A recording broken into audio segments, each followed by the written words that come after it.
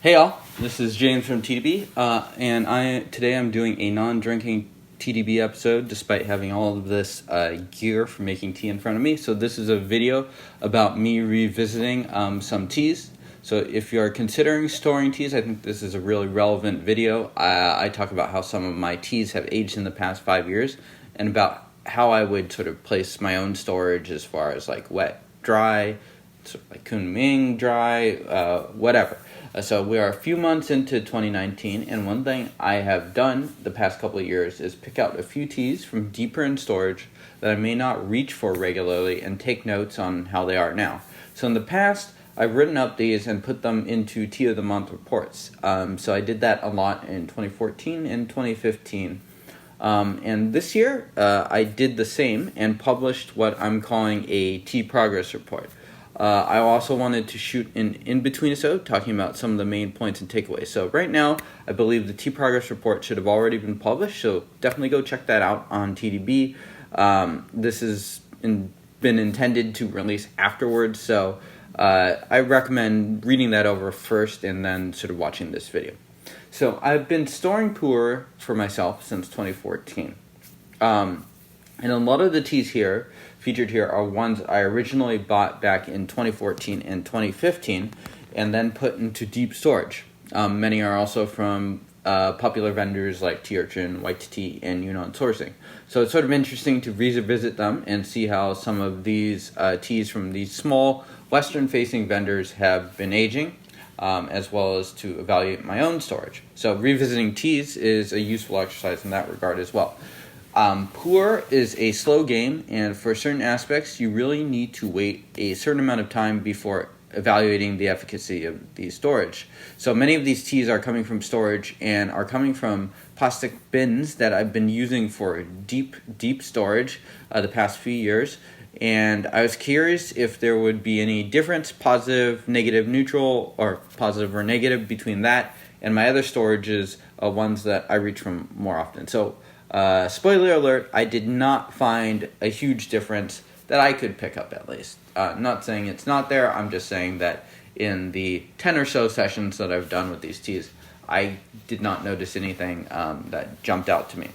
So one thing I can appreciate with retrying teas that I haven't had in a few years is that the change can be quite obvious. So while your memory of the tea isn't necessarily as good as what you drank yesterday, for instance, I think there can be sort of a bit of the boiling frog fable if you're drinking the tea super often, where a change is occurring, but it's too subtle to tell because you're sort of in the thick of it. So these teas that I'm revisiting, it's kind of like seeing an old acquaintance after a couple of years, where certain physical changes could be pretty obvious. So my old Tea of the Month reports and notes can serve as photographs of sorts of my memory of the teas for this metaphor. So on to the teas. So the teas I tried were the 2012 Yunnan Sourcing Wunliang Spring, 2012 Yunnan Sourcing Sanhejai, I believe that's also spring, 2012 Yunnan Sourcing Purple Iwu, spring as well.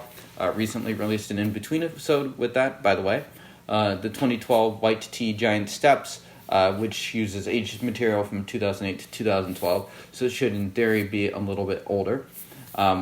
2012 Tea Urchin Zhangjia Wan, the 2012 Rei Yuan Nanu, which was sold by White Tea, the 2011 Yunnan Sourcing Bada, the 2011 Tea Urchin Gaoshanjai, this one was stored by Garrett, and 2008 Doji Shangdo, stored by Geraldo, the 2005 Dai Shangshan, mainly stored by Geraldo, but by me for the last couple of years, and the 2004 Shirkunmu Mushroom, stored by Geraldo for, I think, 14-15 years. So of these teas I tried, 7 of them were in 2014 and 2015 Tea of the Month reports. So if you're curious about my early notes of those teas, check those out. And out of those teas, I would say that 6 out of 7 have had significant changes happen to them. So there's one tea that had, I'd say, compared very similarly with my memory, which is interesting in its own right. And 5 out of those probably improved for the better versus my previous sessions of them. So, perhaps the one that improved the most, according to my memory, is the 2011 Yunnan sourcing Bada. My notes in a report published in September 2015 read when the tea was 4 years old. The tea is smoky and singular. It has some signifiers of quality. It's smooth, has decent looking leaves, and it hints at substance. We'll see what this is like in a few more years. So this was a pretty negative review in the report. I would say I rated maybe the bottom 20% of the teas I'd had for that report. But I had a whole cake, and so this is probably my first retry since then. So here's the notes I published in the report released in March 2019, 3.5 years later, with the tea now at 8 years old, so approximately twice the age. Grassy, light, bitter, some sweetness. There's an interesting syrup mouthfeel. This is likely the most astringent and drying tea of the lot. Burly fruitiness. It's somewhat enjoyable now, but I think it shows some of the stronger, punchier potential down the line. Much, much more pleasant than my memory. This and the Rei Yuan Nano have changed, this one in particular for the better. Okay, so in Pu'erh we talk about sort of this awkward stage for some teas, which can depend, but usually people say that it occurs at this stage, between 2 or 3 to 7 years old. And it's usually when the tea will have lost its fresh notes, but doesn't have as many sort of aged notes to sort of fall back on, so it can just end up tasting kind of weird. So while I'm not 100% certain that my original session was due to the tea being awkward, the tea is markedly improved compared with my memory. The tea is too burly and too strong for me to want to drink it often now, but it's easy to see the backbone to age more, and the session is far more focused. So another tea that also stood out is the Purple Iwu. I initially tried this tea right in spring 2014 when I was getting into Pu'erh, and bought 4 cakes because I liked it, and it was inexpensive. The tea had gone silent and a bit disappointing when I had it last, circa 2015, 2016. So I had kind of put it away and not reached for it. So I was curious to retry this. Part of the reason is because I own so many of them, and just because I had liked it initially and I wasn't sure if it had sort of been going into this awkward stage, or if it just wasn't a good tea, or if my taste had sort of aged myself out of it. So the tea had improved significantly. The tea has much better depth and huigan that makes the 10 cents a gram I paid in 2014 look like a relative bargain. Unlike the Bada, this is a tea that I could drink now, but I think it plays a little bit towards my own personal bias. I tend to like a lot of Iwu teas. So this one is a tea that, while I think the material might not be quite as good or as potent as the Bada, it's something that I could actually drink now. So these were 2 of the 5 that had improved. So what about the other 2? So the tea that did not change much was the 2012 Sanhejai. So I took notes on everything before revisiting my old notes, and it was kind of striking how similar my tasting notes from 2019 were to, let's see what it was, February 2015. So my notes from February 2015 were sweet, slightly smoky, acorn nutty, with a surprisingly nice body. My current notes over 4 years later were nutty, sugary, then moves into a more savory, slightly smoky pine nuts. So I'm not really sure why it lines up so similarly. The tea is most likely at least subtly different. It's probably not quite as sharp as it was when I was younger. It probably isn't quite as strong either. I'll need to retry it probably in another few years to check up on it.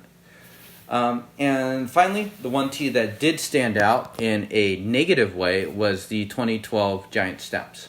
This tea has material from 2008 to 2012. I initially got a cake in 2015. I liked it quite a bit. It was strong, but had a sweetness that I also enjoyed. I tried this with Garrett, and then I had to retry it again to confirm my impressions, but long story cut short, the tea was just not enjoyable. So here's my current notes. Grapey, bitter, still very green. The greenest amongst the tea is a bittersweet taste. Pine, wood, brown sugar. You can tell there's some decent material in here, and it's very burly. It has changed, but the greenness is super persistent, and the sessions here are worse than my memory of it. The greenness is perhaps concern, considering most other teas have at least turned some corner. So the tea was stored basically the same way as all the other teas, but the green streak persists unlike any other tea here. I think I'm not going to cast too much judgment on it. I think there's a possibility that it could have to do with the processing of being processed too green, but really not sure. It was just a couple of sessions, so I don't want to overreact to that either. So I'll be storing it for now at least. And so that includes the part about my own stored tea. So I'd say my own stored tea is mainly working, just slowly. Honestly, this is kind of like damning it with faint praise, but it's probably closest to Kunming. It's definitely dry. I've never had a case of mold that I've noticed, but it's safe and slow, is what I would say. So I also included a few additional teas that were stored in Washington State. One of the teas I mentioned earlier was stored by my friend Garrett. He lives about a mile away from me, and we drank his 2011 Autumn Gaoshan Jai produced by Tea Urchin. The previous times we consumed it, it was a bit rough and maybe a bit awkward. But this time around, I think it was definitely one of our best sessions of the tea. So similar to the Purple Iwu, I think it really turned a corner. One interesting thing is that the brew was yellow and orange compared to maybe a dark yellow for my own things. So it was a shade darker than my own teas.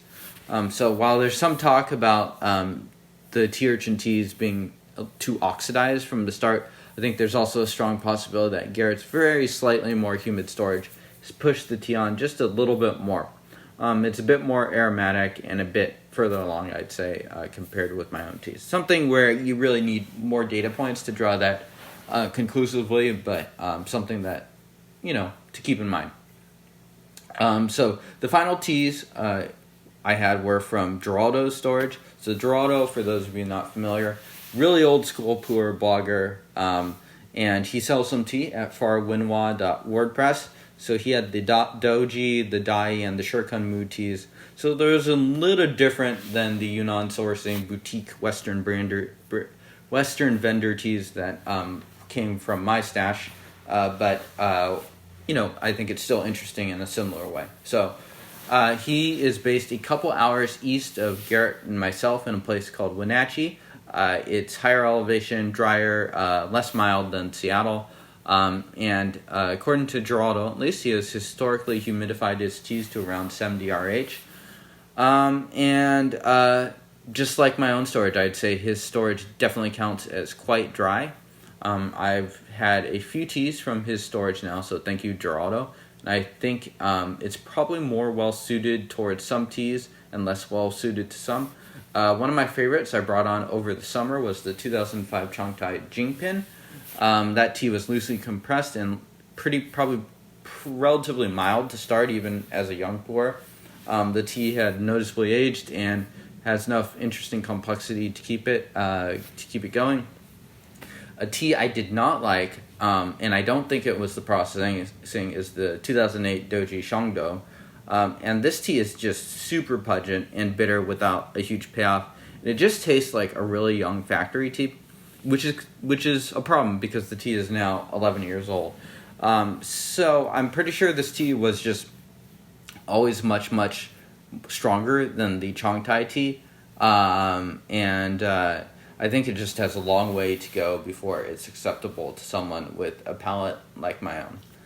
Alright, so that concludes the tea progress report. Check out the actual report where I have my notes on all of the teas. This is just a few of them, as well as some additional takeaways. Please do let me know how you enjoyed this episode. It's feedback sincerely appreciated whenever I'm trying out a new format. And I will see you all next time. Cheers.